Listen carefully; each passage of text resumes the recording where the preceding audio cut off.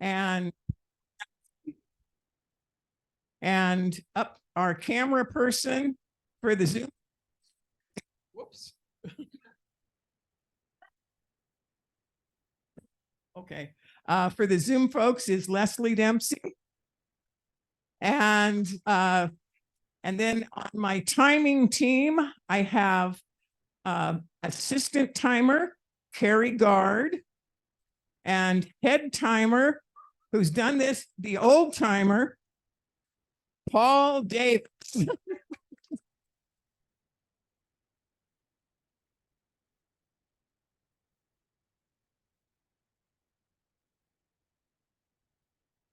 Does anyone have a problem starting a minute or two early? No. All right, let's go. All right. Little thing, these microphones are kind of directional. So candidates, when you're up here, hold them about this far and just listen for the audio coming back to you. Okay, so here's my official speech. My name is Mary Ross. I am the president of the Lummi Island Community Association. We and the Grange have put this event together for you tonight. Welcome to the Candidates Forum. Thank you to all of the candidates who braved the weather and came to the island to be with us tonight. Yeah, as well as all, yeah. All right. As well as all of you here at the Grange Hall and the other folks who have signed in on Zoom. This meeting will be recorded and posted to the Lummi Island Community YouTube channel tomorrow. We have a tight schedule this evening to get through all 5 offices in the time allocated for each race.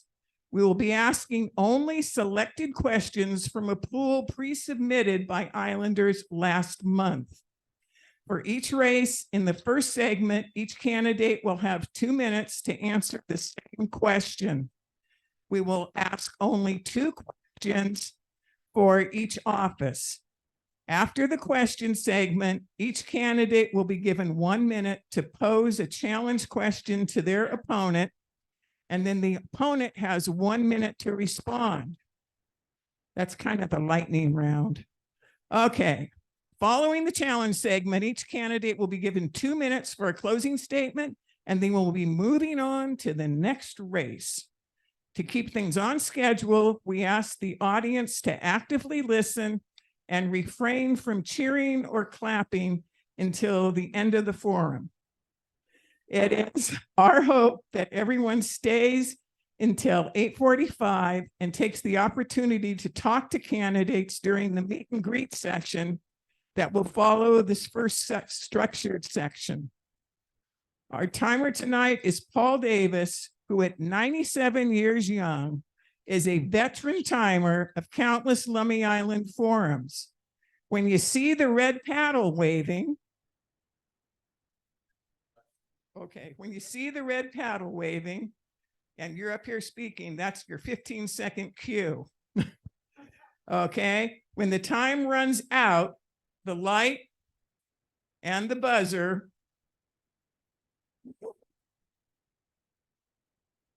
come on. And we ask that the candidates please stop buzzing, because you don't want, just please stop speaking. Okay. So we can move on. It's our hope that this fast-paced evening will be enlightening and informative for all. Okay, so getting started. Our county executive race is our first race. So I'm going to ask the candidates to come up and I will do some. And we are introducing candidates in alphabetical order by last name.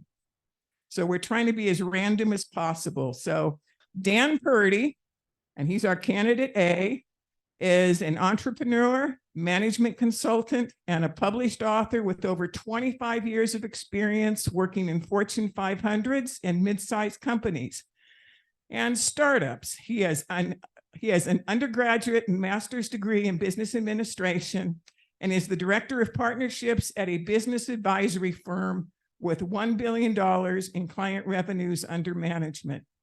He has volunteered as school board co-chair for a private K-12 school in British Columbia, and he teaches life skills and personal improvement topics to teenagers at his church, and he and his family live in Linden.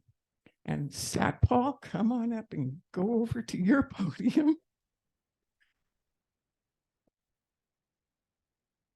Satpal Sidhu is completing his first term as county executive following service as a Whatcom County Council member. He's an engineer by profession and a Fulbright scholar with a graduate degree in business administration. He was Dean of Engineering and Trades at Bellingham Technical College, where he developed a center of excellence for workforce training. He has also been a small business owner, entrepreneur, and general project manager, and is a member of various community boards and institutions. He lives with his family in Linden. Okay, so question number 1. And this one is to Dan. What are your 3 top priorities for Whatcom County over the next 4 years? And the timer will start now. Thank you everyone for being here tonight.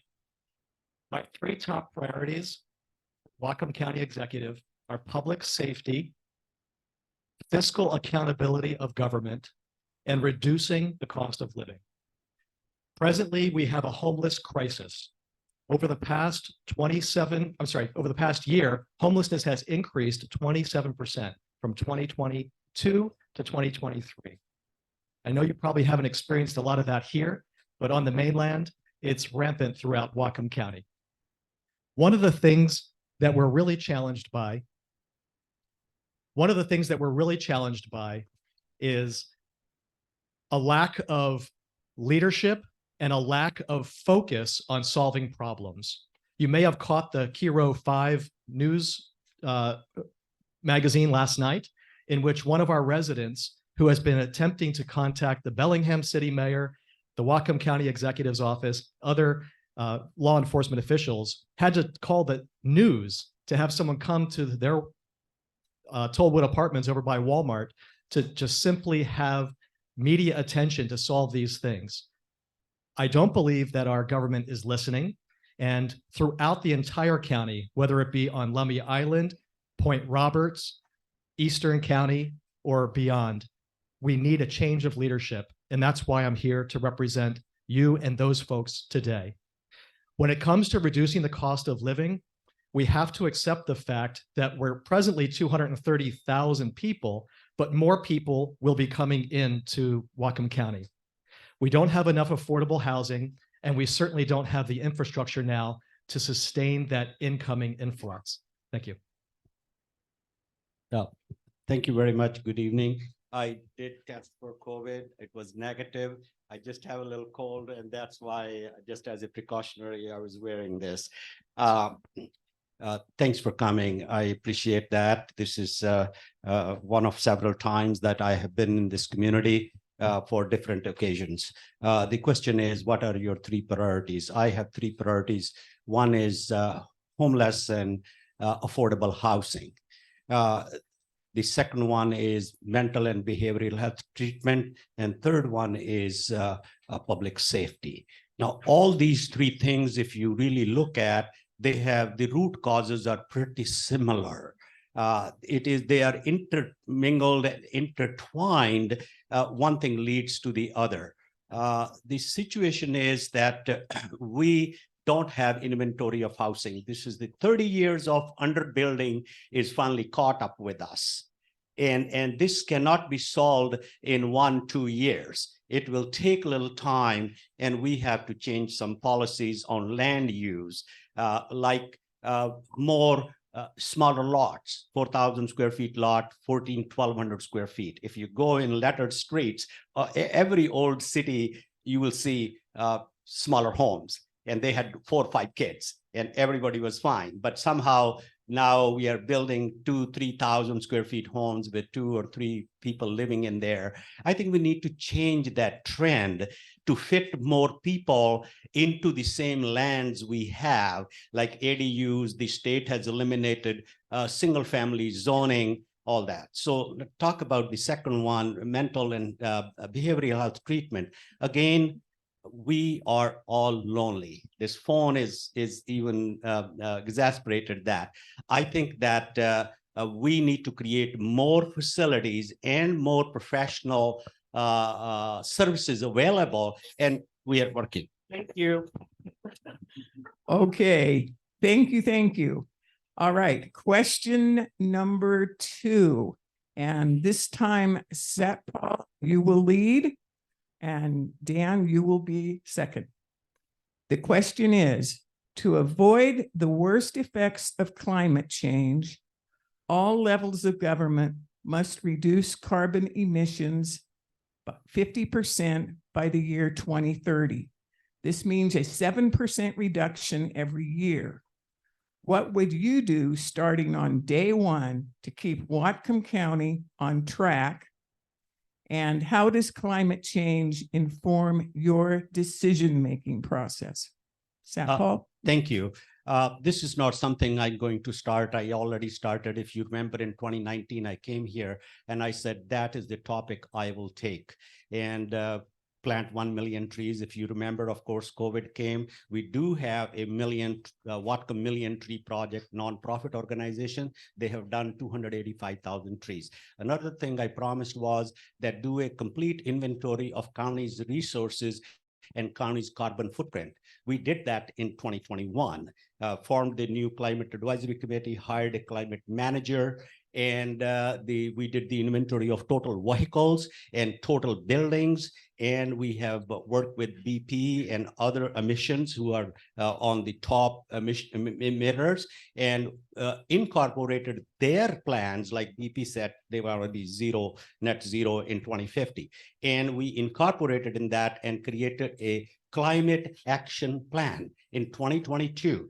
So even during COVID and everything, in 2 years, we were able to accomplish all this, and we took it to the county council, and county council approved it. And they not only approved it, they put money behind it. So now my next step is going to be to continue what the steps we have taken.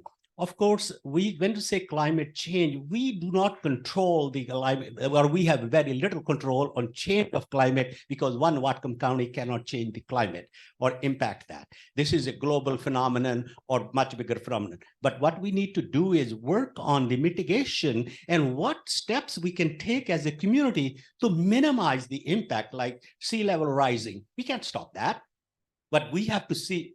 Thank you. No, you have 15 seconds. You have 15 seconds. Oh, at 50. Well, what we can do is what actions we can take, new permits, and what steps we can take to stop that. Thank you. All right, Dan, you have the same question. So in terms of climate change, I think we have an excellent head start with the county council and a lot of the legislation that's already on the books. One of the things that we have not done well as a county is managing the impact and the effects of climate change. We've been flooded out in Sumas, Nooksack, and Everson in November 2021. And of course, prior to that, many, many years. These people are still suffering.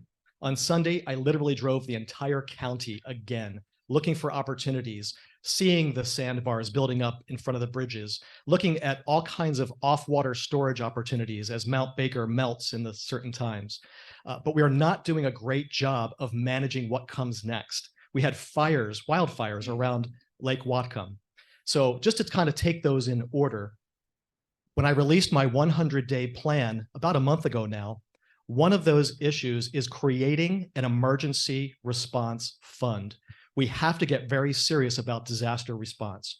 And that includes managing and taking a look at how these fires are starting, taking a look at where the flooding is coming from. We've had enough examples over the past several years and decades as to what causes these things. It's now time to manage that. We also have to be very much aware that our law enforcement officers, first responders, EMS, and even our equipment and our standards and our drilling and our training needs to be improved, because imagine what would happen when you have 230,000 people throughout Whatcom County, and then suddenly, on top of all of the level of crime that has risen under my opponent's leadership, imagine what happens when the light goes out. We are not prepared right now, and we do need to be. And that's the first thing I'll be working on in my 100-day plan. Cheers. All right. Now comes the lightning round. Okay, and this is an opportunity for the candidates to challenge their opponent, and each person will have 60 seconds. So my first lightning round is going to Dan. He's going to have the question or the challenge, and Satpal, you'll have 1 minute to answer. So 1 minute to state and 1 minute to answer. Satpal, you've said publicly many times that you're in favor of water rights adjudication. Can you please explain what that means to you and your position? Thank you very much. It's not I'm in favor of adjudication or I'm not in favor of adjudication. This is not something county does or county has a say in that. This is something the tribes have been trying for 25 years to ask the legislature to do water adjudication. County cannot take side. We don't even have water rights. So I sat down together with the farmers. I sat down together with the both tribes and see that how we manage this process. I was in county. We were given twice about $2 million to carry on a collaborative solution, which I'm proceeding on, and it has been successful. It may not be in the newspapers or anything because these things take time. It may take more than 4 years to do that, but it's not something I'm in favor or against. Thank you. All right, next round of the lightning round. Satpal, Okay. you get to ask a question to yes. Dan. Mr. Purdy declared very early in the campaign that he is no collaborator. He wants to tell people what to do.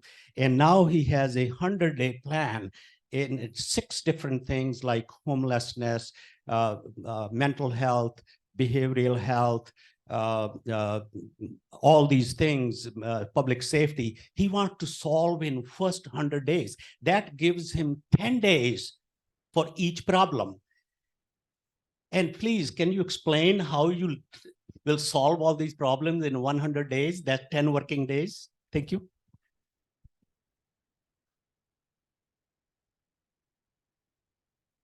So to correct my opponent, I've never said out loud in my lifetime that I'm not a collaborator. I'm a management consultant. How would I get to my present station in life if I never talked with other people and haven't had their input and buy-in? To correct the record, the 100-day plan, which I'm really happy he brought up, talks about tackling homelessness. It's not a solving, it's working in collaboration with others who can move the ball forward. We've regressed today under his leadership. In addition to that, it's all about creating crime prevention strategies. It's about making it easier to do business in Whatcom County. It's solving, or at least having an executive review of the permitting process, which on the mainland is incredibly important to many, many people, and it's taking years to go through and to cycle through. And then it also has to do with creating that disaster relief fund as well. Okay, now we will have each candidate has an opportunity to give a 2-minute closing statement, and candidate 2 minutes. So Satpal, you're first. Thank you very much. I came to this country 50 years ago with $5, but 3 degrees. What I am is it is the opportunity land of this country. And I'm blessed that me and my family have been able to come that far. I was 19 years old when I got my first degree. In the same year, the man landed on the moon in physics and mathematics. I was a physics nut at that time and then became electrical engineer. then did my MBA, and I worked in petroleum industry for almost 25 years. My first job was building a new refinery in Alberta. After that, I served as Dean of Engineering at Bellingham Technical College. I was president of a international solar company, worked 2 years in Germany and England, and then came back. And when I retired, I thought, what is a good way for me to give back to my community? I have been blessed and I have worldwide experience traveling. I'm a citizen of 3 countries of India, Canada, and the US, and I have lived those places. I wanted to give back to my community. And my way of doing that was public service. And I ran for and have been served 5 years on the county council, and I learned enough. I think I can make a contribution. And my contribution as county executive is that you have never heard in 4 years. County executive doesn't know what decision to make. County executive wavers, he changes his decision. He says one thing one day, next thing another day. You have never seen that. I have not been able to collaborate with all 7 mayors. They voted 7-0 on the proposals. I took it to the council. So I think I have the leadership. I have the ability to cooperate and collaborate with people to get to the end result. Thank you. Please vote for me. All right. And Dan, it's your turn. Again, thank you for being here tonight to listen to the issues and to hear from both candidates. This is America. We're all Washingtonians. We're all here for one common purpose. We've chosen to live in Whatcom County. The truth is, we are not better off today than we were 4 years ago. We don't have the level of support from our government. Our spending is out of control. The cost of living is rising on a regular basis. Crime is something that we have to attack, and we have to be hard against it.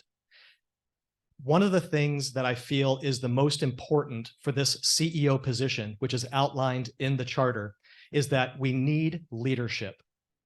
There has been a time over the past 4 years of my opponent, and then of course his time as he served in previous roles in county government, to solve or at least address these problems. If you look at just the data and the evidence, the needle has moved in the opposite direction. We are not better off. I have 3 teenagers at home in Linden who will never be able to afford a home in Whatcom County. The challenge that we have is twofold. The first is that if we like the status quo, and if we want to put the blinders on and continue doing what we're doing because of a political affiliation, or because we're just uninformed, or we just don't care, or maybe we're just not appreciative of what we already have and what we could have, which is next level, then that's a vote for the opponent. If you are ready to trust new leadership and to encourage the next generation of leaders for Whatcom County, I'm your candidate. I'm Dan Purdy, and I'm running for Whatcom County Executive. I'm here to represent you. Thank you. Can I say, I want to leave early. I had a little cold, so I'm sorry that my campaign manager will be here, and I want to take the ferry back and go and get some rest for tomorrow. Sorry about that, but you can always reach out to me. You have my contact information. Thank you very much for listening and inviting me. Thank you. Okay. All right. And our next 2 candidates are going to come on up and take their speak at the podium.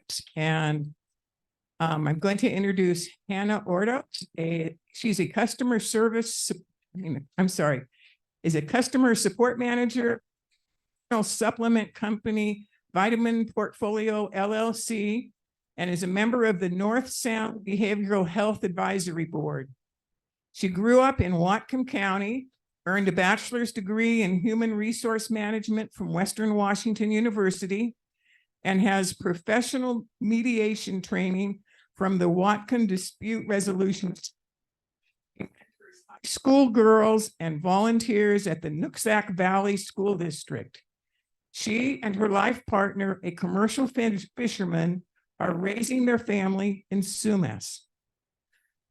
Scanlon is a consultant working with indigenous communities and conservation organizations regarding climate change and human rights.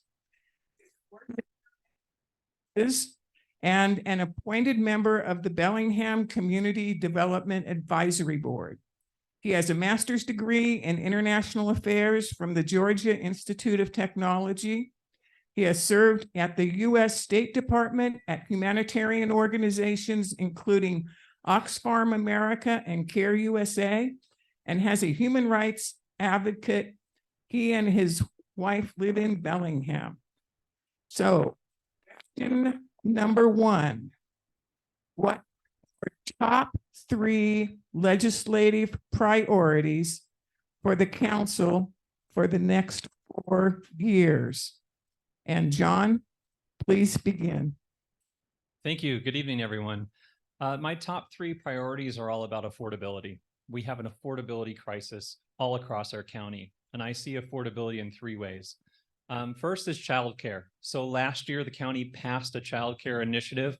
I want to make sure that your taxpayer dollars are going to their intended purposes. That requires a lot of oversight and transparency and accountability to make sure that those funds are doing what they're intended to do. So I've been talking with childcare providers all across our county to learn from them, to hear about what their experience has been, to make sure that they can access those funds. The second issue is housing affordability. It's just become too difficult to be able to buy a home or to even rent in our county. There's a lot that we can do. We can make it easier to build. Those are zoning changes. We can make it easier to build by changing up permitting so that it's easier to build, it's faster to build, it's cheaper to build. And we need funding. There's state level funding, federal level funding we could bring in to help our community to be able to build more affordable housing all across our county. Part of that is requiring our cities to be denser. The state is requiring that. Bellingham's going to get dense. That's going to help, I think, on the market level side. And that can also help to be able to put more affordable housing, particularly in the cities and then in some of the urban growth areas that are outside of floodplains. And the last area is healthcare. My wife is a doctor and she sees the challenges that we have in our county. And I've been talking with folks all across the county, from mayors, from citizens, and folks who have accessing care.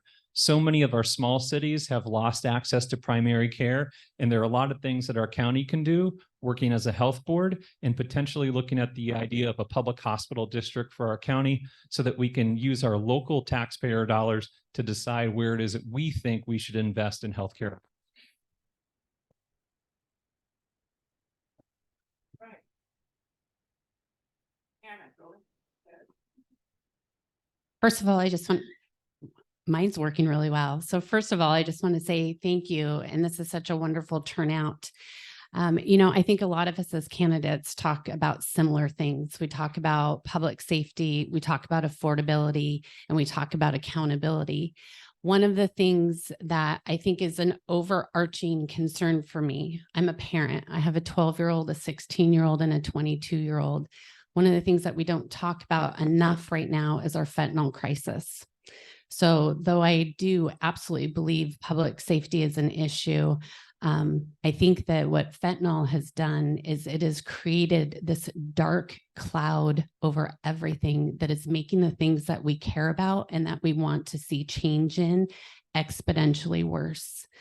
I met a woman at a public town hall not too long ago, and her 14-year-old daughter was sharing the story of her 22-year-old sister who's addicted to fentanyl. She was a soccer kid. She was a 4.0 student. And all it took was an experimentation with something that she thought was just a pill. I keep in touch with her every 2 or 4 weeks. We message, and I'm always scared to death that I'm going to get a response back that her daughter is dead. We spoke just recently, which is why this is on my mind about fentanyl, because I don't hear enough people in positions of power talking about this with the sense of urgency that we should be doing this with. Her daughter, when she was released from jail, overdosed 5 times in 1 week. And the last time it took 5 Narcans to revive her. So fentanyl for me is something that we need to put our arms around. We need to collaborate with everyone who is willing to come to the table to solve this issue. It's going to take a while, and I could go on for a long time. Question number 2.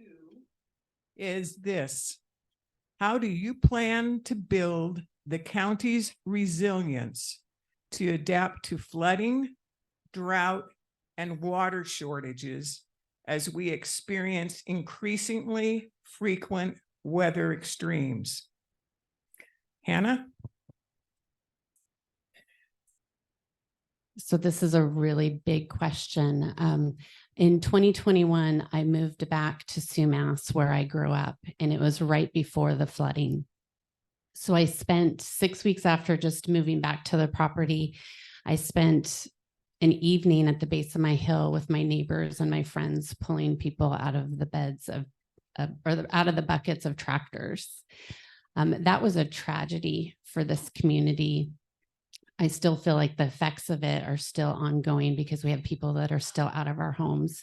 So what we do with our water situation regarding flood mitigation is going to be a big issue. And I think we have a lot of people that need to come to the table and talk about what are the things that we can mitigate with the river itself.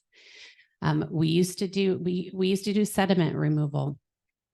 That posed some problems. And I think that we should probably go back and relook at it. And I think people use the term dredge. That's not what I'm talking. I'm talking about selective sediment removal. I also think, Satpal said just a week ago in another candidate forum that our issue isn't not having enough water. It's what we do during the times when the water is plentiful. So that would be, why aren't we doing more things with water storage? How can we be more creative in these areas? All of these things will take people coming together. We probably already have the answers to these things. It's just that the right people aren't coming together talking about it so that we can collaborate and get things done. But thank you. All right. John? Thank you for the question. And I agree on the idea of adaptation. That's so important. We're going to have to adapt. It's going to continue to get warmer. We're going to continue to see big storms, and we'll continue to see the runoff in our mountains. So we'll have to adapt. There's much that we can do. And I agree, it requires partnerships and bringing people together. There are currently dialogues between some of the mayors of smaller cities. I think those dialogues should include the tribes who are so impacted by this and are required to make the longer term policy changes that we need. We also have the border, and we have international going on, particularly when it comes to the Nooksack River Basin, the Sumas River Basin. So much of that requires bringing people together. I've been bringing people together across public policy issues my whole career. This is work I would bring into office if elected, building coalitions, bringing people together. Change. I think there's some things that we need to do as far as we talked about adjudication in the previous questions. I think we have to sort out water rights. If we sort out water rights, that'll be so helpful in the future to figure out the water challenges that we have in the winter and then the droughts that we have in the summer. I think when it comes to water, we should also look at the Nooksack, look at the Lake Whatcom watershed basin as well. There's so much that we have clean drinking water across our county.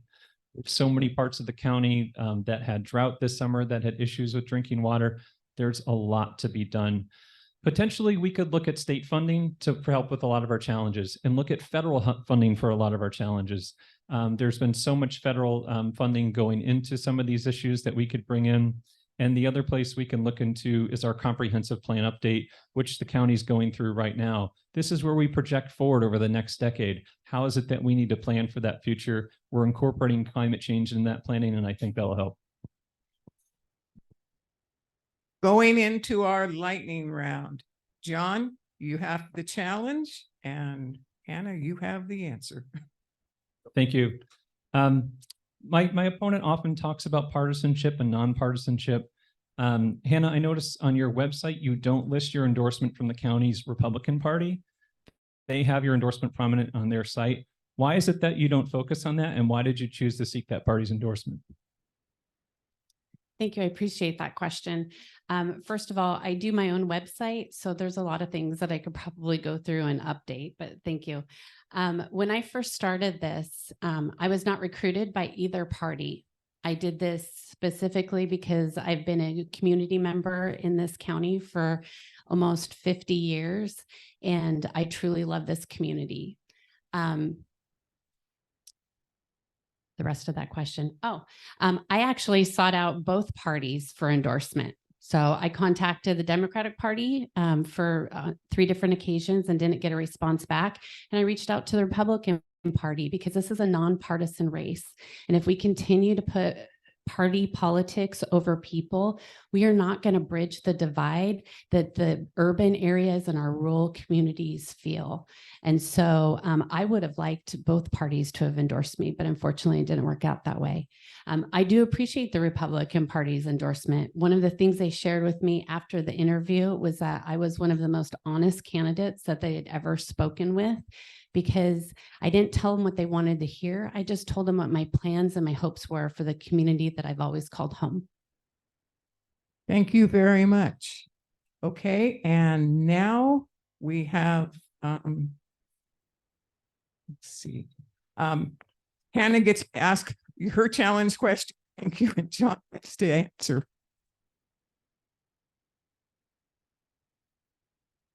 So my opponent just moved here probably 4 or 5 years ago,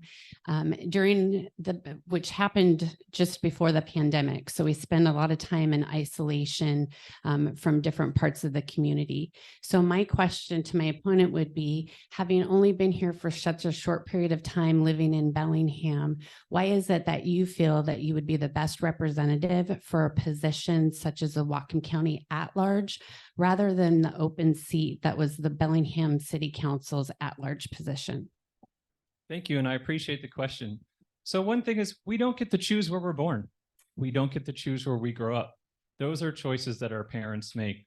And the community that I grew up in taught me to value public service, value community service.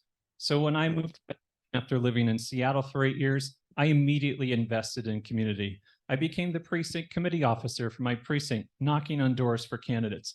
I joined the Whatcom Democrats board to help support that organization and support other candidates. I joined the board of directors of Resources, a great environmental organization in our community, and then was appointed by our mayor of Bellingham, where I live, to be on the Community Development Advisory Board, which helps with affordable housing and homelessness in Bellingham. These are issues I want to take all across the county. I'm seeing something about the mic. Higher up. Move my hand up.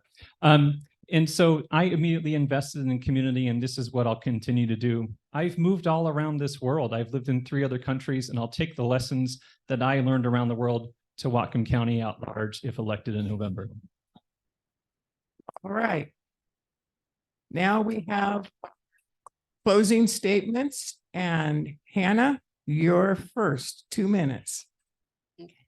First of all, thank you again for this forum, and it's been such a great turnout.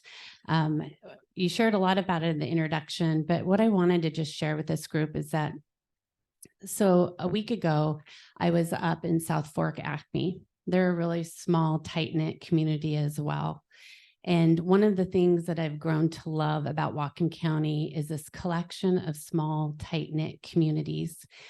I've attended every county council meeting for over 2 years now.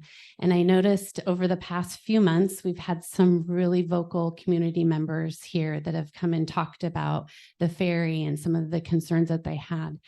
And I wanted to point that out because typically what happens is when something's not going wrong in local government, that's when these small, tight-knit communities come forward and we can hear your voice. Part of the reason why I'm running is what happens when we're not hearing your voice. It tells me that we need to engage more in our local government with these small communities so that you don't feel like you're only coming to us when there's a problem. I think that we can benefit from all of these groups and what you do. You've done some amazing things here. You're very self-reliant. I'd like to see that type of feel be shared with other communities. I'm a really big believer that if we are helping one another, we are not isolated and we're in community, that what that means is you're less reliant on us. And then it becomes a partnership of evolving one another rather than just coming to your aid when you need us. So thank you again. It's been a pleasure this evening, and I look forward to talking to you guys at the end of the night. All right. Thank you, candidates. You can applaud now. Wait.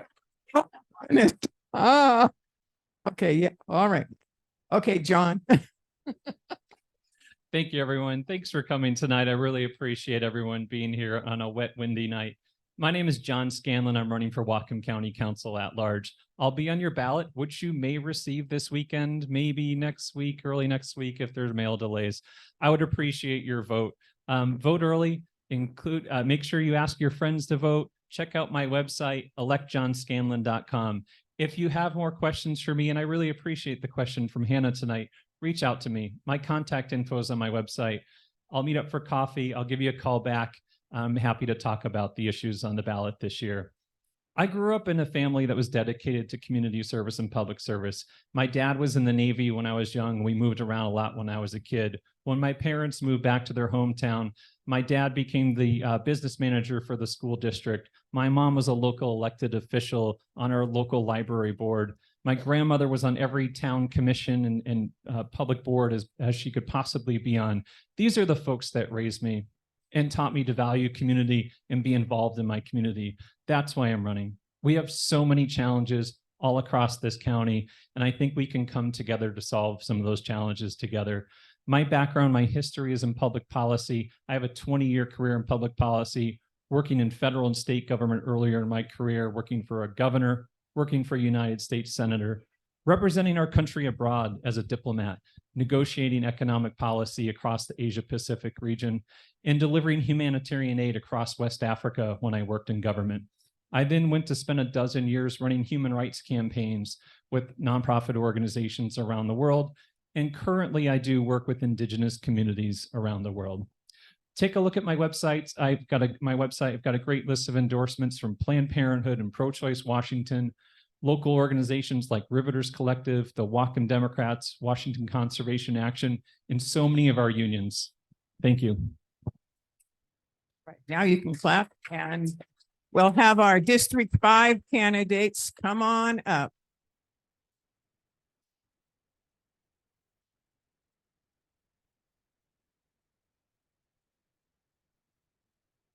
Jackie Dexter is an aquaculturist who works at Drayton Harbor Oyster Farm and has started her own seaweed kelp farm. She holds a BS degree in biology from Western Washington University and received her fisheries and aquaculture certificate from Bellingham Technical. Serves on the Whatcom County Marine Resource Committee and is a member of the Puget Sound Shellfish Growers. She and her husband have lived for over 18 years in Whatcom County, currently in Blaine, where they are raising 2 children, and she volunteers for the Blaine Elementary School PTO. Ben Elenbaas is completing his first term as District 5 County Council member. He is an operations foreman at BP Cherry Point Refinery and runs a small Angus beef ranch. He studied at Western Washington University's Huxley College of Environment and received a bachelor's degree in natural sciences. He has chaired the Whatcom County Charter Review Commission, been a member of the Whatcom County Planning Commission, and served in leadership with the Cattlemen's Association and the Farm Bureau. He lives with his wife and family in Custer. Question number 1, this will be going to Jackie. Would you support retaining or removing the current county regulations governing any industrial growth at Cherry Point? Why? That is a really great question. And I'm sure I'm going to have a lot more to hear about it when I meet up with Cherry Point tomorrow, actually, for their forum. As being an environmentalist and knowing that we have some goals to achieve to be carbon zero by 2050 and reducing our emissions by 50% by 2030, I am not in a big support of expanding the infrastructure at Cherry Point.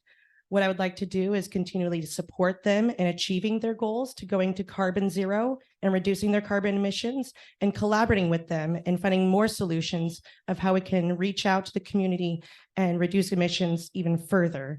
I want to retain as much farmland and forest land as possible, because those are places of carbon sequestration. Those are areas that are going to help reduce the carbon that's going in the atmosphere, that's going to bring it down into the soil where we need to store it the most. We need to be more efficient, and we need to be smart about how we're going to be prepared for the next coming generations. Protecting our water quality is also a very high priority of mine, since I am in aquaculture, and expanding infrastructure in our nearshore areas could pose a huge problem. That's another reason why I'm on the board of the Whatcom Marine Resource Committee and monitoring nearshore projects, volunteering constantly, kelp monitoring, and making sure that we are protecting our resources for future generations. And that's all I got. 30 seconds to go. All right. Okay, Ben, we'll start early with you. Same question. Same question. Okay, and I think the question was any. Question if you like. Thank you.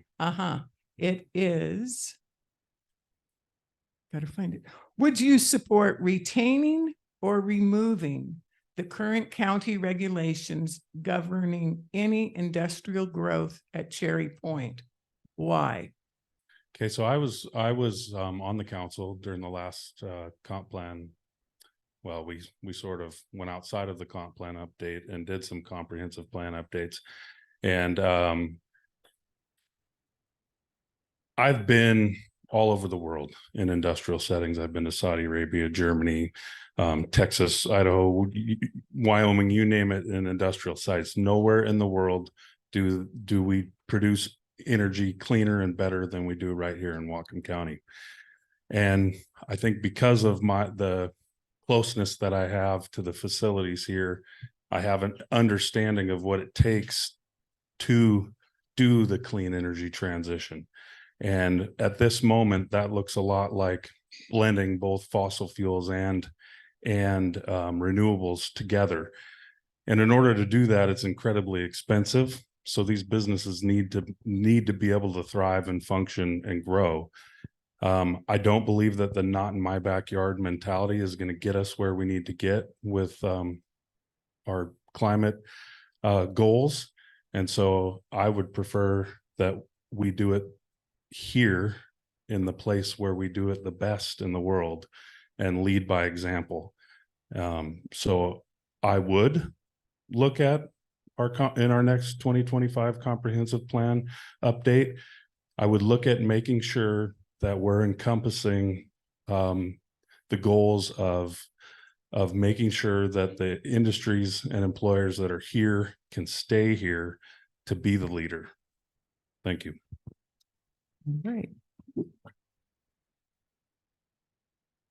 Okay, question number 2.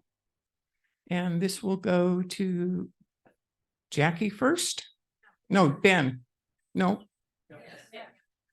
Ben first. Yes. Thank you. Thank you. I'm sorry. All right.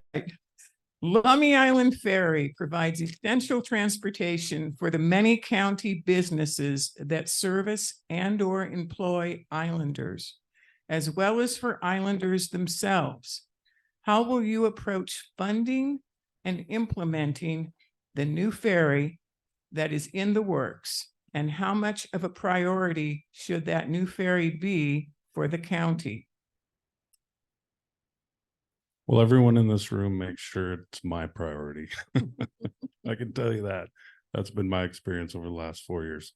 Nobody's more engaged in no other area in Whatcom County, in my opinion, as is engaged in the process as the folks here on Lummi Island, especially on this topic. I have some ideas on out of the box thinking on how to fund a ferry. Some of you guys in the room may not agree with me. I did hear that the ferry services businesses and the like. However, I don't know that there is a ton of businesses on Lummi Island or restaurants or destinations. One of the things I would personally like to see, because Lummi Island is such a wonderful place, I would like to see you guys share it with those of us on the mainland more often.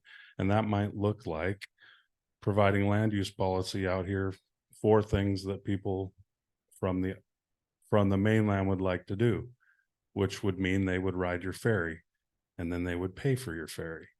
So while I can understand living here, it's a nice place and you all moved here because it is secluded. I would love to come out here and have a restaurant or a place to grab a beer after a forum, or maybe a functional place for you guys to get your groceries. But I'm not sure that we have provided the land use policy for that. So one of the ways that I would help subsidize your ferry would be to get folks to ride it that don't live here. That way they could pay for your share more with their fares. Okay, Jackie, the same question. Thank you for that. I know how vital the ferry system is here for you folks and LIFAC, and making sure that that is a working committee that is working with the county council, and I will work very intimately with them. And I'll also work with our state and federal governments in accumulating funds and applying for grants so that we can have those funds put away. We don't want to touch your emergency funds that you guys have done such a great job of making sure you have those. Let's keep those there for other emergencies that might arise. As we know, things happen, especially with climate change, oceans are rising. We also need to look at maybe making sure that all of our bulkheads and our docks are secured, and making sure we have the funding also to cover the lease, right, with Lummi Nation. And I think that you guys have been doing a great job. The system's been working here thus far. And from all the meetings I've been hearing and the get-togethers you guys have had, especially the one you had in August, that was a great one. And I hope that the county continues to listen to you and making sure that LIFAC is an active committee and that we are working very closely with you and achieving your needs and addressing those. I think that the funds are there, and we just got to have the right people asking the right questions to the right people to get those funds. Yeah, I want you guys to retain those emergency funds in your ferry system. Thank you. Okay, and now we come to our lightning round. And Jackie, you get to ask Ben a challenge question and Ben will answer. 1 minute, each of you.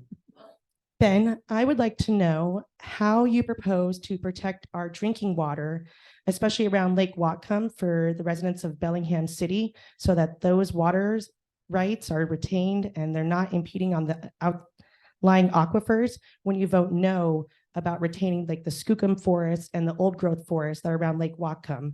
Those filtering forests are really doing a great job of keeping our drinking water clean. And I'm wondering why you vote no on that. Fundamentally, I'm not a fan of converting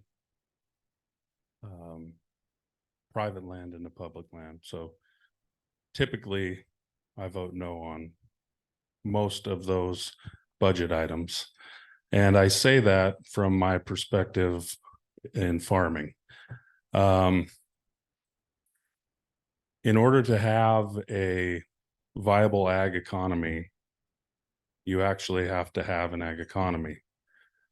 And my concern with turning the forest lands that we have that are commercial forest into preserves is the fact that we're on a very teetering slope here of whether we actually have a viable resource-based economy, that the timber industry.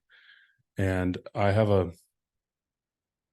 a concern that if we walk away from our forests and stop managing them, we will continue to see the negative impacts that we've seen when we do that. Managing means harvesting too. Okay, and Ben, it's your turn to challenge Jackie. Well, I feel like any question I'd ask would be viewed as like a gotcha type thing. So I'd just like to give Jackie 1 minute to speak to you guys on how she feels she could better represent you than I have over the last 4 years. Thanks, Ben, for the softie. I think I will do a great job because I have a lot of energy and I have a great way of communicating with people. I reach out, I ask the hard questions. I don't avoid confrontation, and I'm willing to do the work. I'm a working class woman that understands a lot of the issues that us working class people are facing, from everywhere with affordability and housing, sustainable growth, economic growth, and retaining what bits that we have left for our future generations. I know that a lot of you are probably have kids and grandkids of your own, and you want to make sure that we retain as much of our water quality and our forest and our farmland as possible. And I think that I am that woman. I got the energy and I got the salt. Okay, and Jackie, your closing statement. My name is I'm Jackie. sorry, wait, I blew it. Ben, you're the closing statement. You're number one on this. Yeah, so as you can tell, I don't always show up and just tell the crowd what they want to hear. I typically speak from the heart, speak from my experiences. And if you look at the number of votes that I received in 2019 off of Lummi Island, you may conclude that maybe 4 or 5 of you in the room probably voted for me last time.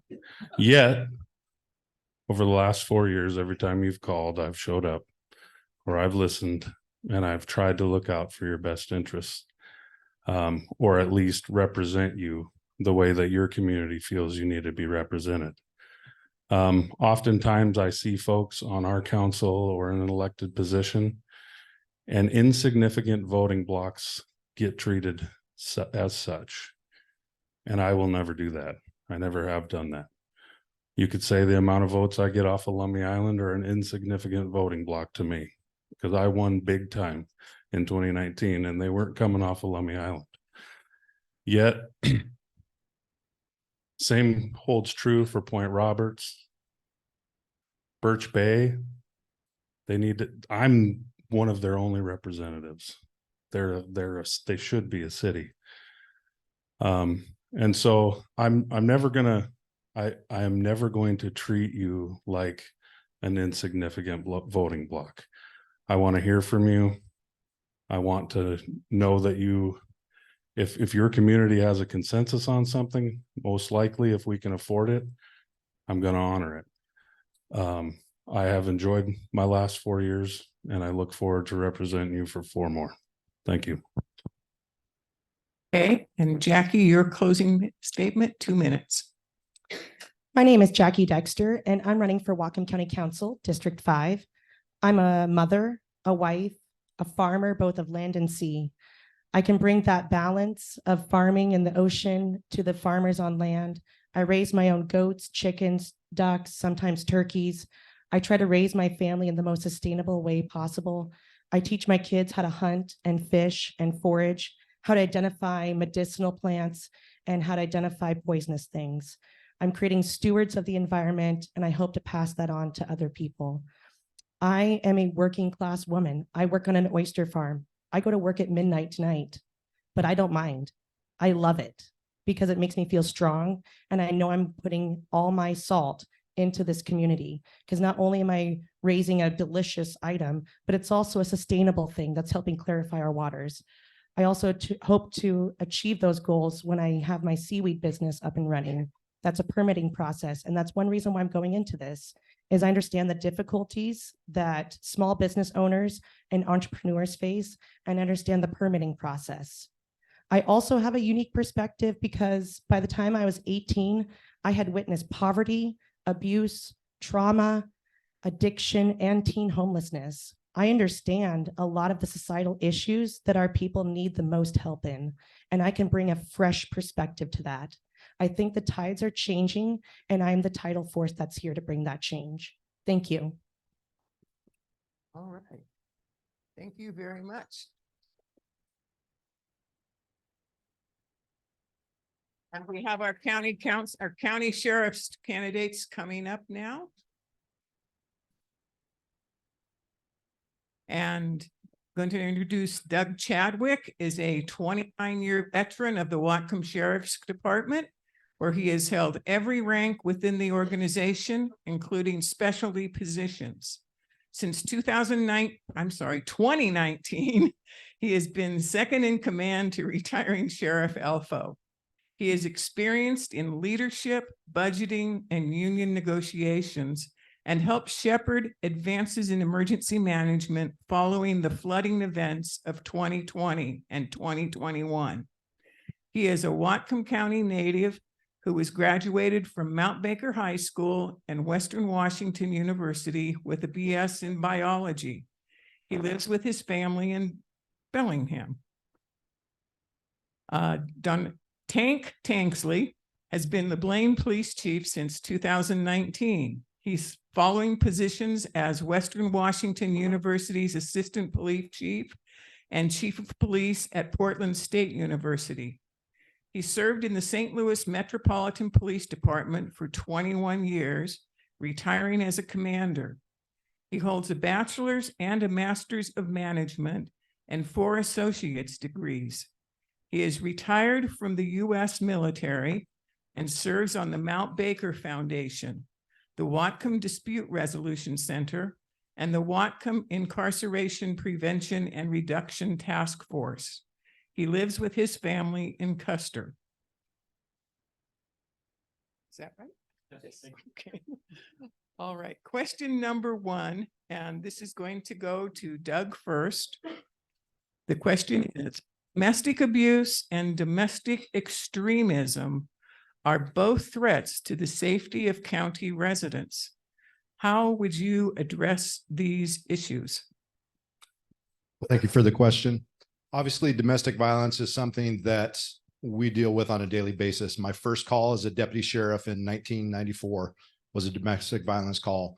And the rest of the day, I think I went to 4 calls of domestic violence. And I went back to my sergeant. I said, is this the only type of call we actually handle? And it was kind of a preview of what I was going to be dealing with throughout my career. And we worked very hard at the sheriff's office to train our detectives. We've had DV specialists. We have members of our command staff that are on the domestic violence and sexual services executive board. So they're there giving input.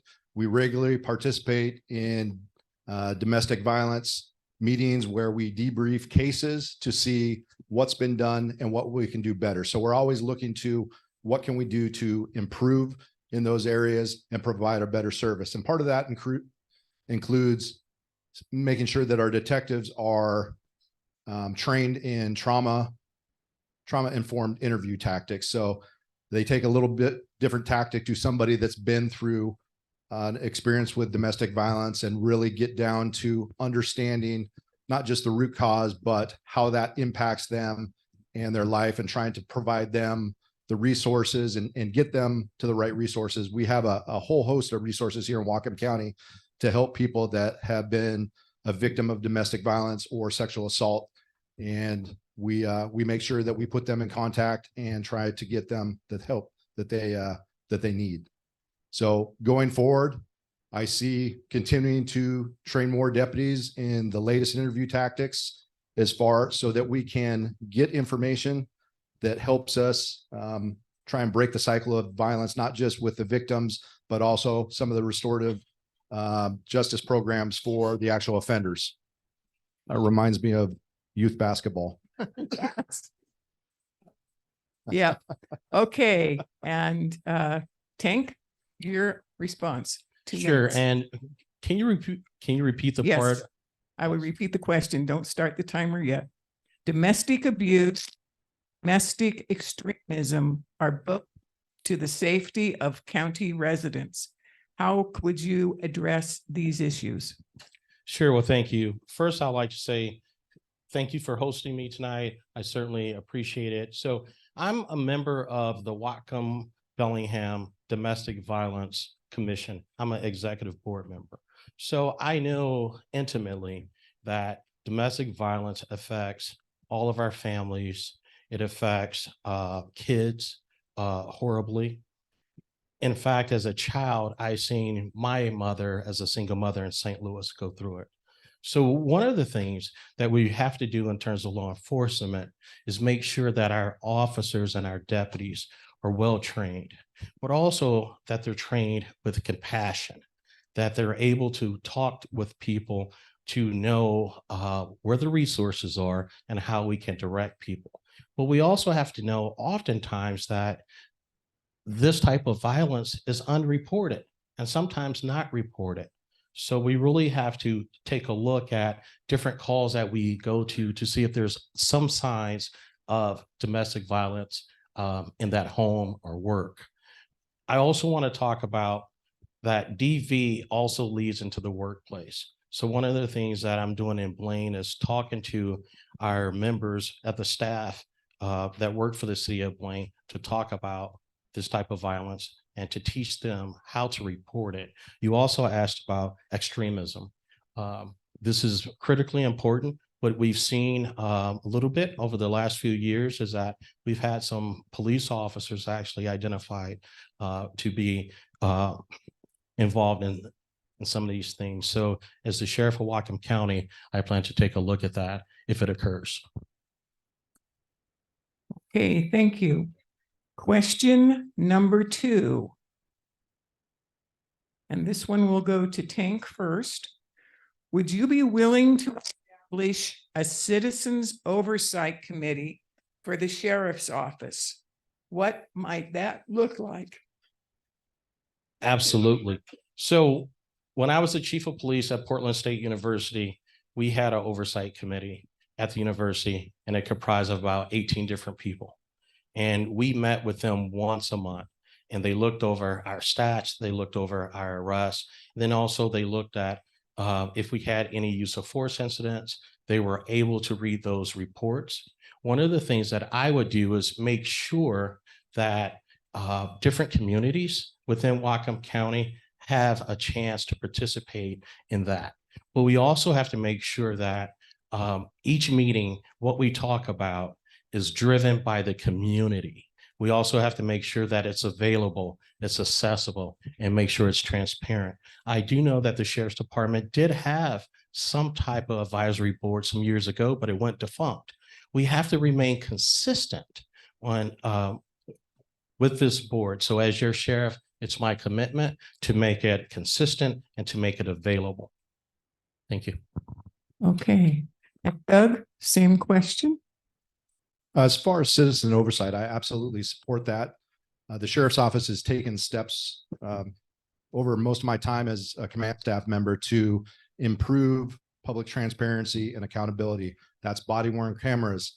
We post, if you go on your smartphone and look at Whatcom County Sheriff's Office Public Transparency Dashboard, you will see that we're putting quarterly use of force, pursuits, traffic stops, complaints. So you can see what we're doing, and we are happy to put that out there. All our policies are available for you to see at any time you want to. So we work very hard on that. My opponent referenced a previous oversight board. It was actually called the Sheriff's Advisory Committee. It's something that the sheriff still meets with folks. Some of those people have passed on. Some of those people are no longer involved, but it's something that I would do very early in my term as your next sheriff. I think that Sheriff Advisory Board is very important for getting community feedback and what's important to you. Because at the end of the day, the sheriff serves the citizens of Whatcom County. But the greatest oversight we have is an elected sheriff. You as the citizens of Whatcom County get to decide every 4 years if our sheriff is doing a good job. And that's the performance evaluation.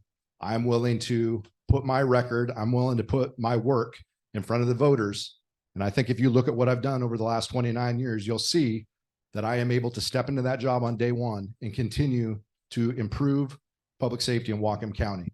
So that is the oversight that is foremost. We are responsive and accountable to you as the elected sheriff. Thank you. All right. Moving on to our lightning round. Okay. Okay. 60-second challenge from Doug. Who? Sure. Over the last my opponent and I have been to quite a few forums. We were just together the other day. So I guess my question is, you talk about being a 21st century leader and what you've done. So at your time in the Blaine Police Department, can you give a couple examples of progressive 21st century policing that you've implemented there? Sure. So I think one obvious thing that I did implement is the body camera program. Although the state suggested that agencies get body cameras, we were trying to get body cameras early on. In fact, in 2019, when I was hired, the first month or two, I had met our state representative at the time, who's no longer the state representative. And I talked about body cams. And she said to me, tell me why you need them. And I was like, for transparency. We never got them. But I did get a grant through small rural and tribal to help pay for those body cams. And also this year and last year, I've acquired over $80,000 in officer wellness funds for our officers. So that's two of the things I did. Okay, turning the tables. Tank, you get your 1 minute question for Doug to answer. Sure. So diversity, inclusion, and equity is really important to me. It's important to society. I believe it allows agencies to bring in people with different experiences. Can you explain to me why on the patrol side of the sheriff's office that currently you have 0 female supervisors? Well, when it comes to promotions, we have the same qualifications, we have the same standards, and we always promote the most qualified person. I don't remember a promotional process where we've had a female sergeant on the list or a female sergeant candidate on the list. We certainly encourage that. And this last sergeant's round, we actually had somebody. She recently had a child, so she had taken some time off and decided that right now was not the best time. She's currently a detective, but I have no doubt that she will be a fine supervisor when she returns and decides to put in for that process. So I certainly encourage anyone with a different background to promote and help be a leader in our organization. Thank you. All right, and Tank, you have 2 minutes for your closing statement. Sure. Well, thank you. So over the last 37 years, I've served my country. I've served my community. I grew up in St. Louis. And one of the reasons why I'm in law enforcement today is because of an instance me and my friends had from some unjust police officers while I was living in Ferguson, Missouri. But I took that experience to actually become a police officer. And throughout my 21 years, it's been my life. I mean, my 21 years there in St. Louis, my 30 years in policing has been my life work to reduce crime, but also reduce incarceration, to reduce recidivism, to make sure that if we have people incarcerated, like in our county jail, we have the proper services, to make sure that if we have in our jail, to make sure that it's clean, the maintenance is done properly, to make sure that it's humane and not inhumane the way it is now. As the sheriff and even as the undersheriff, we are held accountable. We're held accountable to the people. So I believe with my experience, I've lived in Japan, I lived in Bahrain, I lived in Iceland. I believe we need someone with diverse lived experience, diverse work experience, someone that could bring the best of those different places here to Whatcom County. And I believe I'm the person. So if you will, go to tankforsheriff.com and I would love to have your vote. Thank you. All right, Doug, your closing statement. All right. Well, thank you. Again, my name is Doug Chadwick. I'm a lifelong resident. I'm the current undersheriff, and I'm a 29-year veteran of the Whatcom County Sheriff's Office. Why did I get into law enforcement? Similar to my opponent, something happened early in my career, before my career, that really got me thinking about how can I best meet the needs of my community. I graduated from Mount Baker High School in 1988, went to Western the following year. In 1989, somebody I went to school with came back from college break for Thanksgiving. And while she was home, she was kidnapped, she was raped, and she was killed. I knew some of her family members. I knew her friends. I knew her classmates. I knew her teammates. And I saw how that event really shattered the sense of community and the community's safety there in the South Valley. Very similar to Lummi Island, small community, everybody knows everything. And if you lived in Whatcom County at that time, it was the abduction and death of Mandy Stavik. And that really shook everyone's sense of safety here in Whatcom County, Bellingham, wherever you were, because we started asking, how could that happen here?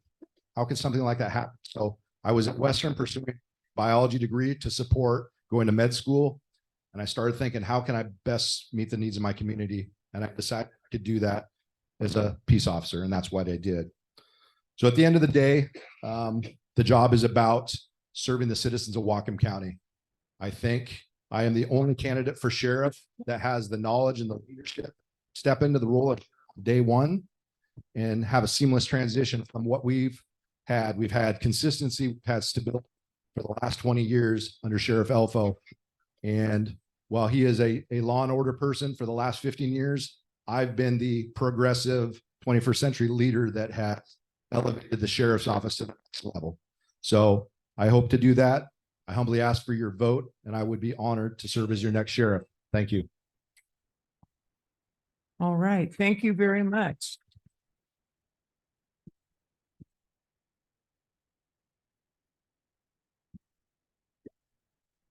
Okay, and we'll have our local race, the District 11 Fire Commissioner candidates come on up.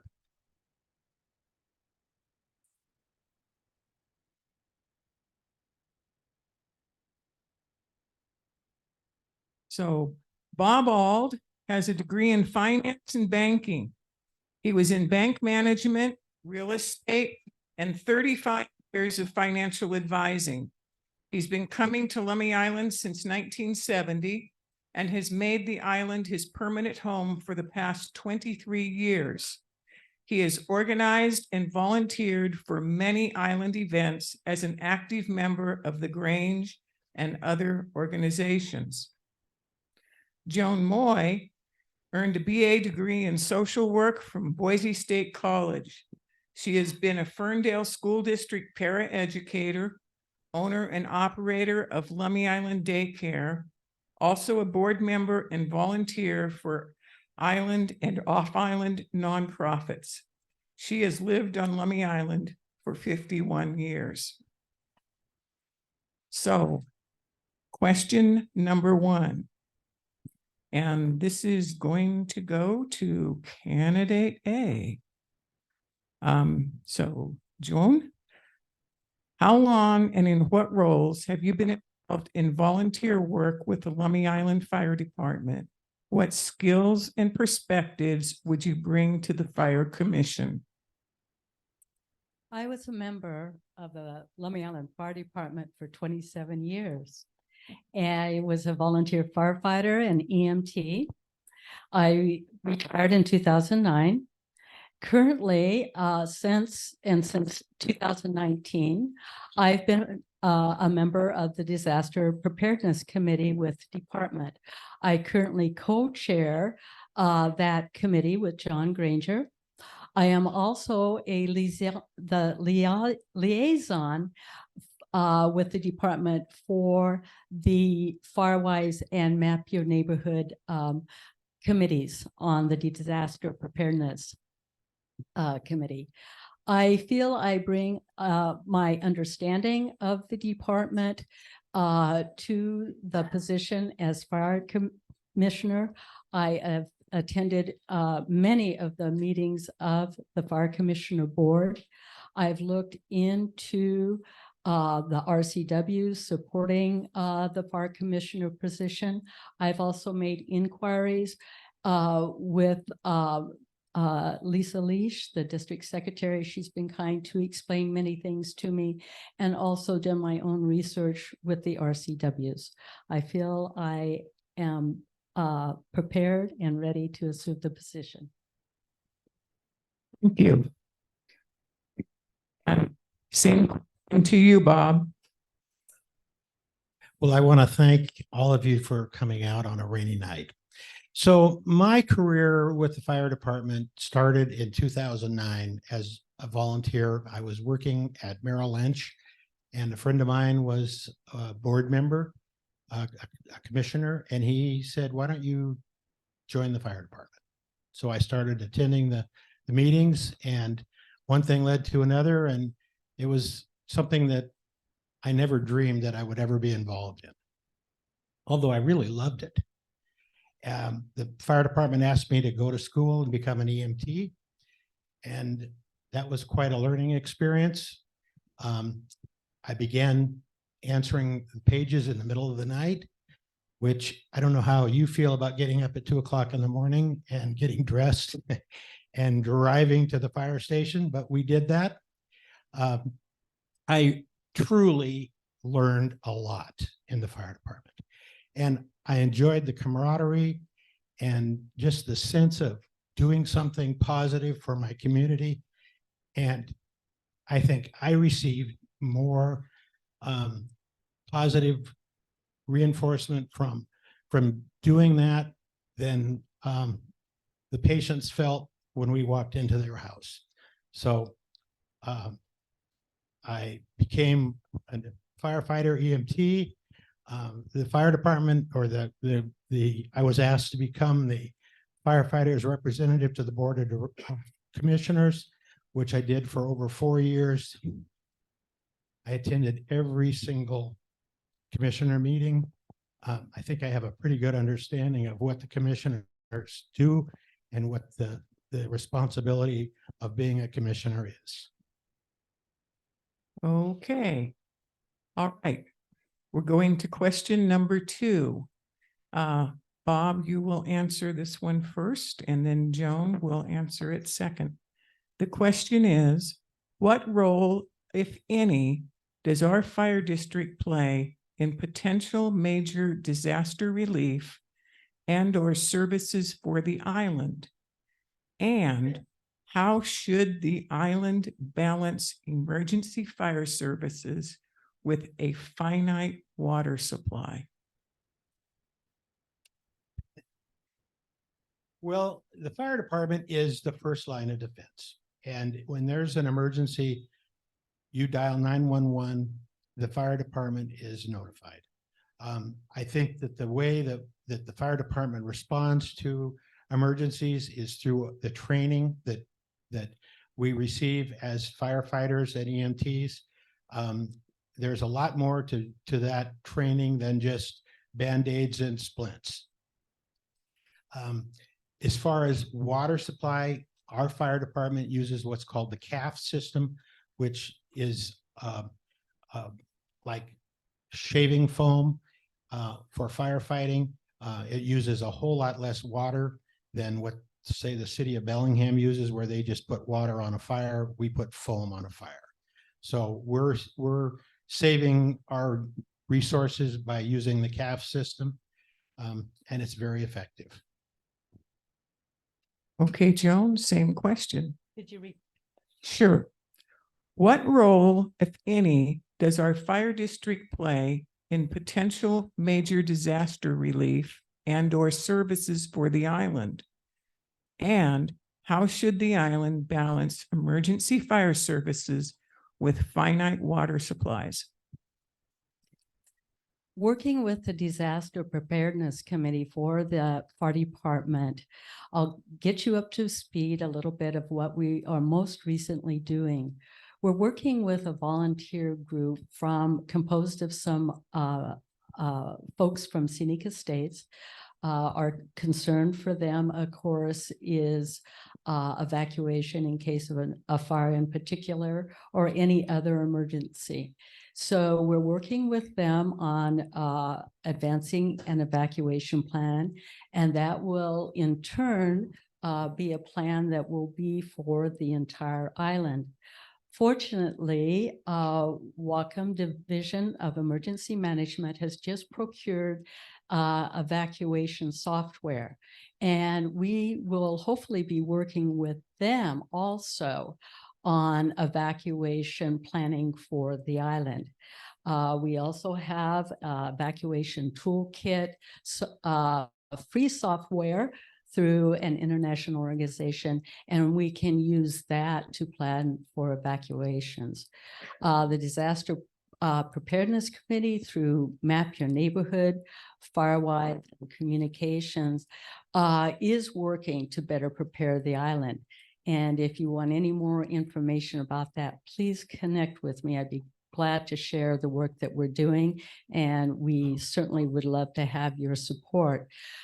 In terms of the water, finite water supply for the fire department, needless to say, they're very aware of that. As Bob explained, there is the use of the CAV system to supplement and enhance the water capacity. And the fire department, through excellent training, can mitigate, I believe, the use of water. Thank you. Okay, that's great. Now we come to the lightning round one more time. Okay. Joan, you're going to ask Bob a question. You have 60 seconds to ask it, and Bob, you will have 60 seconds to answer. Bring it on. Hard to ask a friend a question like that. Anyway, Bob, you have promoted your background in investment for your candidacy as a strong point. Could you elaborate a bit about how you feel your background will assist you in your role as a commissioner? You probably don't really know this about the role of a commissioner, but mainly the role of the commissioner is a finance role. We're presented with, first of all, we have to establish a budget for the fire department. And then in the monthly meeting, the fire chief presents what's going on in the fire department, the expenditures, what's happening. So my background in the finance is really prepares me to be able to analyze and understand the finances, because the finances are really what's making the fire department work. And part of that understanding is protecting the taxpayers' money. That's what this is all about. Okay. And now we're going to switch roles, and Bob, you get 1 minute to ask a question to Joan. Well, Joan, you've talked a lot about the things that you're involved in, the disaster preparedness, and I admire that actually. But really, you haven't talked about your experience with anything financial. Could you elaborate on anything financial that you can present and the group can understand? Certainly. I haven't had any direct responsibilities in terms of financing other than sitting on boards and approving budgets and participating in the budgets of those boards. What I have done is ask questions. I've talked to the secretary for the fire commissioners. She is open to answering questions about the accounting of the district finances. I have looked through the notebooks. Of course, they are public records. I've also gone and studied the Whatcom County Treasurer's website to have a better understanding of how the Treasurer's office works with junior taxing districts such as fire districts. The Treasurer's office is custodian of all county funds. Okay. And we have our 2-minute closing statements. And Bob, you're going to go first. I think my extensive financial background and understanding of finances gives me a real up in becoming a fire commissioner. My appointment as the firefighters representative to the Board of Commissioners gives me great insights into the oversights, gives me good insights to the finances of the fire department and oversight of how the money is being spent. And that money is your money. Again, I repeat that my responsibility is to make sure that the taxpayers' dollars are being well spent. My goal as a commissioner is to see that the fire department thrives. And I love the word thrive because I think it describes a vibrant organization, and our fire department is thriving. I think as I look forward to being a commissioner, I think I can bring the financial expertise, and having been a firefighter EMT, I understand the operation of the fire department, and I look forward to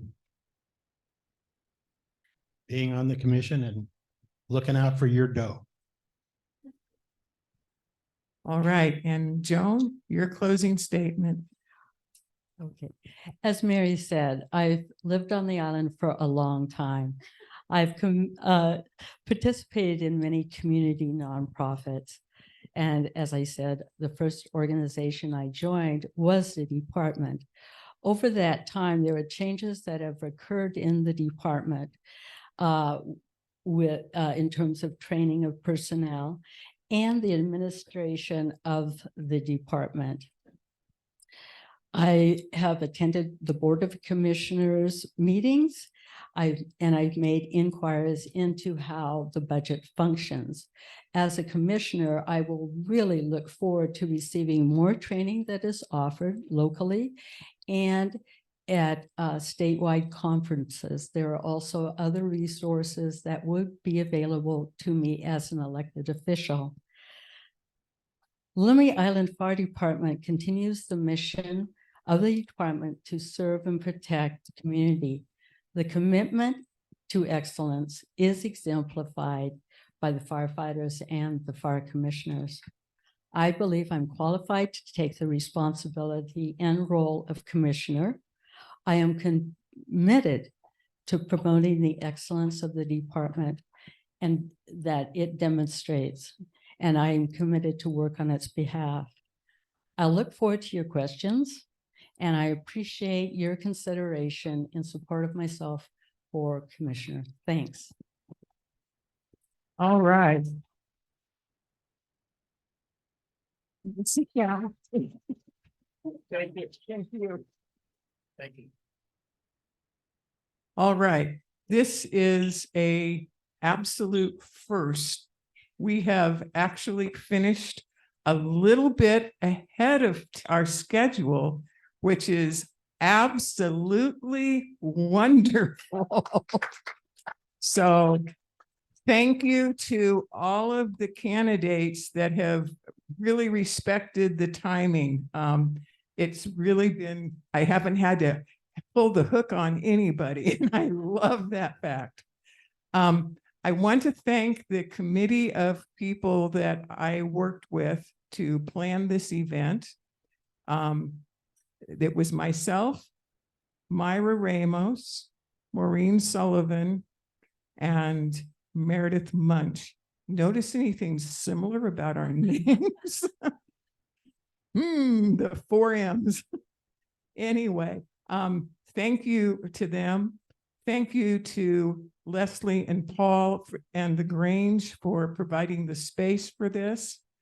And thank you to the LICA board for consulting and just agreeing to put this on. I would like to invite everybody to spend the next half hour to 45 minutes. This is your chance to ask questions and mingle with the candidates. You get to get up, walk around, move. And there are some refreshments back there in the kitchen area. There is some coffee and some tea. I guess at least coffee, and there's coffee and decaf. And just thank you very much. And we will have a hard ending at 8:45 so that we can get candidates back for the 9 o'clock ferry. So, Ben?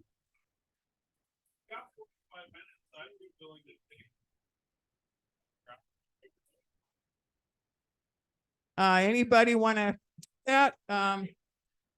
Let's just, let's just talk. Let people come up to you and talk individually, please.